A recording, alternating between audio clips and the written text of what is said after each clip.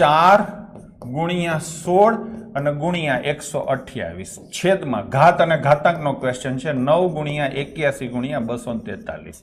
જવાબોમાં એને કીધું જ છે કે કોની કેટલી ઘાત આવે. તો આપણે હિસાબ કરીએ તો 4 એટલે 2 ની કેટલી ઘાત થાય 2, 16 એટલે કેટલી ઘાત થાય 4 થાય ને, પછી 32 એટલે 5, 64 એટલે 6 અને 128 એટલે 7 ઘાત થાય. થઈ ગયું કે નહીં? તો 7 ને 4 11 ને 2 13 ઘાત થાય. 2 ની કેટલી ઘાત થાય 13 ઘાત. 2 ની 13 ઘાત વાળો જવાબ છે ઓપ્શન સી. પરીક્ષામાં આટલું જોઈને તમારે ટીક કરી દેવાનું થતું હતું. દાખલો આખો ગણવો હોય તો આપણે આખો ગણીએ છીએ વાંધા અરજી માટે, બટ નેચરલ છે. 3 ની કેટલી ઘાત થાય 2, 3 ની કેટલી ઘાત થાય 4 અને 81 13 243 એટલે એક તગડો બીજો આવે એટલે હજી 5 ઘાત અહીંયા આવે. 5 ને 4 9 ને 2 11 ઘાત આવે 3 ની. તો અહીંયા જવાબ આવશે ઓપ્શન સી. 500 અને 700 ની વચ્ચેના પરફેક્ટ સ્ક્વેરની સંખ્યા કેટલી છે? હવે અહીંયા આપણે બીજું કાંઈ વાપરવાનું નથી થતું. સામાન્ય બુદ્ધિથી ખબર પડે કે 23 નો સ્ક્વેર 529 થાય, 24 નો 25 નો 26 નો. હા ને? હવે તમે 27 નો સ્ક્વેર કરો. 27 નો 23 નો 529 થાય, 24 નો 576 થાય, 25 નો 625 થાય અને 26 નો 676 થાય. 27 નો 729 વધી જાય. તો અહીંયા જવાબ શું આવશે? 4. આ પહેલાનો આ ખોટો છે. ગીતા 20 વર્ષની છે ને મીતા 40 વર્ષની છે.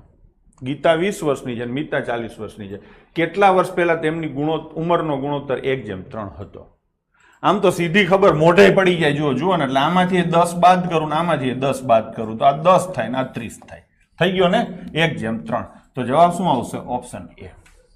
તમે એમ કહેશો કે સાહેબ અમને સીધી ખબર ન પડે. સીધી ખબર ન પડે તો વારા ફરતી જવાબો કાઢાય.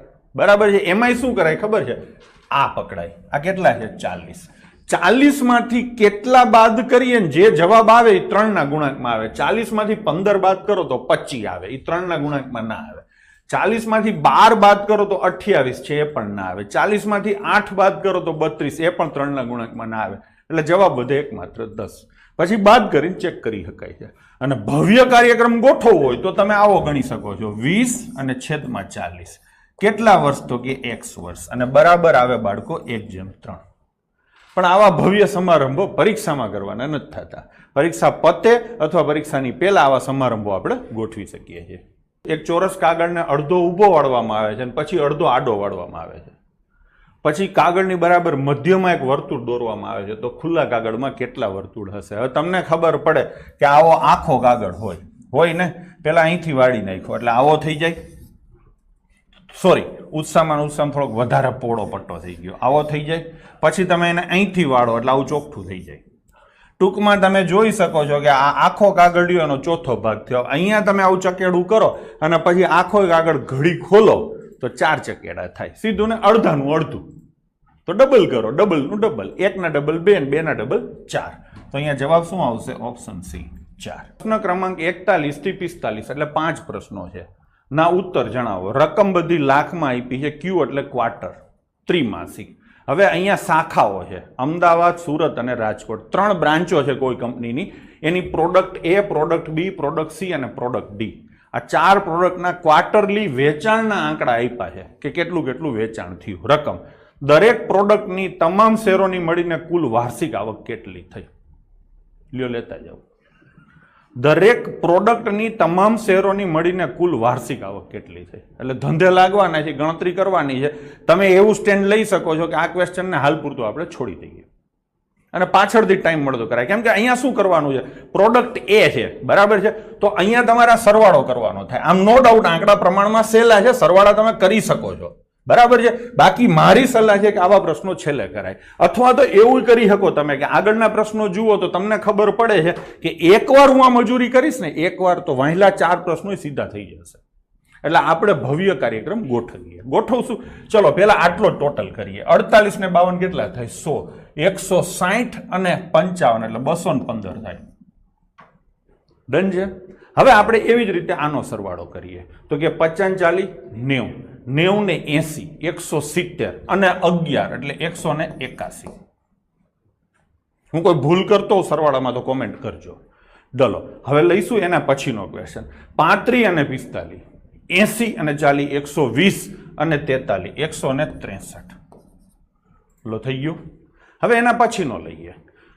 30 ને 40 70, 70 ને 35 105, 105 અને 38 એટલે 143. જો આ બાળકે ટોટલ કર્યા જ છે. એના પછીનો લઈએ તો કે 33 અને 35 એટલે 68 થાય. 68 અને 60 એટલે 128 અને 8 136 થશે. ચલો ભવ્ય કાર્યક્રમ છે, મેં પહેલા જ કીધું છે એટલે થોડાક રેજો શાંતિથી. ચલો હવે એના પછીનો ક્વેશ્ચન 31 અને 29 એટલે 60, 60 ને 30 90, 90 અને 32 એટલે 122. આ બાળકે કર્યો છે આ કાર્યક્રમ. ચલો આગળ જઈશું. 20 ને 30 50, 50 ને 40 90, 90 અને 13 એટલે 103. હવે એના પછીનો ક્વેશ્ચન એમને તમે 20 ચોક 80, 90 અને 11 101 તમે એમને લઈ શકો છો. થઈ ગયું કે નહીં? એના પછીનું લઈએ. ચલો 28 ને 32 કેટલા થાય? 60, 60 ને 30 90, 90 અને 26 એટલે 116. હવે એના પછીનું આ લઈએ. 50 અને 60 110 અને આ 100, 110 અને 100 એટલે 210. હવે આ લઈશું 43 ને 42 એટલે કેટલા થાય? 40 40 80 85, 85 ને 15 100, 130 અને 40 170. આ બાળકે અહીંયા સરવાળામાં ભૂલ કરી છે. અહીંયા એણે છે ને 130 કર્યા છે. ચલો 40 40 એમને તમે લઈ શકો છો. 160 આ થઈ ગયા અને 10 બીજા એટલે 170. એ બાળક 40 સરવાળો કરવાનું રહી ગયું છે.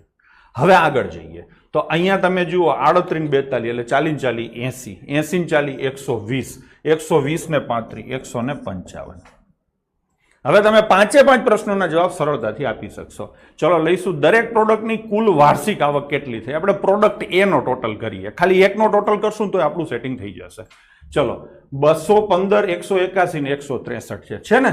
તો 3 ને 4 ને 5 9 આવે તો 9 વાળો જવાબ તમે જુઓ અહીંયા એક જ છે, પણ હું કન્ફર્મેશન માટે થઈને આખો ગણીશ. બરાબર છે? 9, 6 ને 14 ને 15 નો પાંચડો વધી આવી 1, 3 ને 4 ને 5 5 5 9 થઈ ગયું. પણ હું આખો જ કરીશ કેમ કે વાંધા અરજી નાખવાની થાય ને તો એ પણ કામ આવે.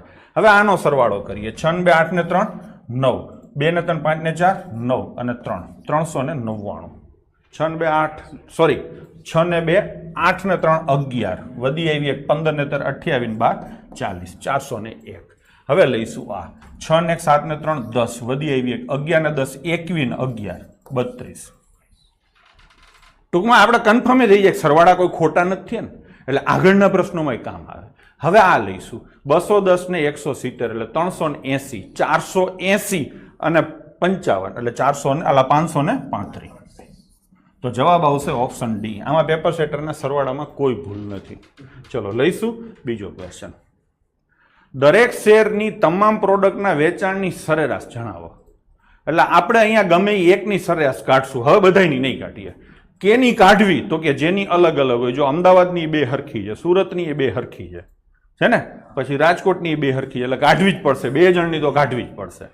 ચલો અમદાવાદની એવરેજ કાઢીએ તો 215 અને 143 એટલે 358, 358, 458, 461, 402 661 અને 671 થયા ને.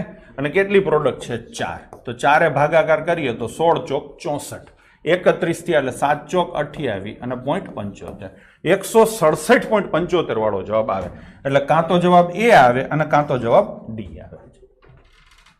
સોરી આમાં 0.75 નથી ને, તો સીધે સીધો જવાબ કયો આવશે? Option A.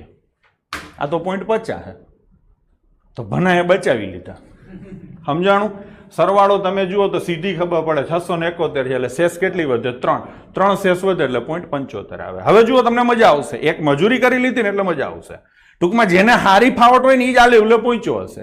જેની સ્પીડ ઓછી હશે, ગણિત ઓછું ફાવતું હશે, એ આ પ્રશ્નો કર્યા જ નહીં હોય. એટલે ઘોડા ગધેડા વચ્ચેનો કાયદેસરનો તફાવત અહીંયા તમે સીધો પાડી શકો છો. પેપર સેટરે બહુ બધાને ફેર ચાન્સીસ આપ્યા છે. ચલો હવે શું કીધું છે? દરેક પ્રોડક્ટની તમામ શહેરની શું શોધવાની છે? એવરેજ. હા એટલે આપણે છે ને બી ની શોધશું છોકરાઓ. બી માં જુઓ બધા જવાબ અલગ છે ને એટલે આપણે બી ની શોધશું. બરાબર છે? ચલો બી ની શોધીએ એવરેજ.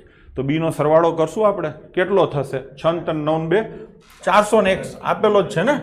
તો 401 ભાગ્યા કેટલા થશે? 3 સિટી છે. આ દાખલો હતો ને તો 401 ભાગ્યા કેટલા થાય બાળકો? 3. તો 13 તેરી 39. હા ને 11 એટલે 3 તેરી 9 અને 0.66 133.66 વાળો જવાબ આવે. તો કયો જવાબ આવશે? Option B. ડન છે. ચલો લઈશું નેક્સ્ટ ક્વેશ્ચન.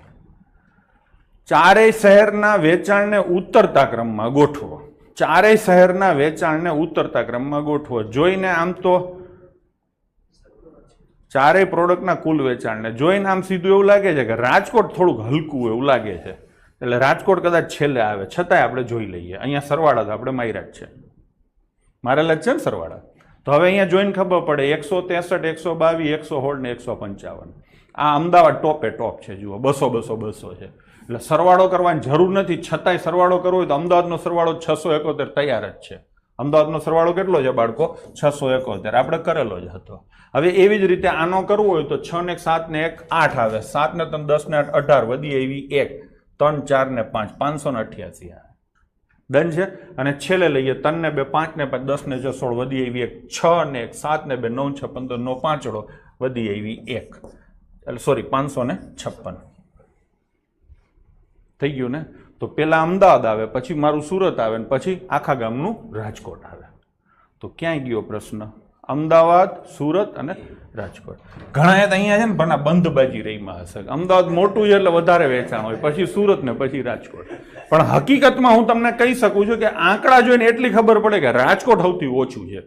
તો તમે સીધો રાજકોટ જવાબ ટીક કરી શકાવત. ડન છે.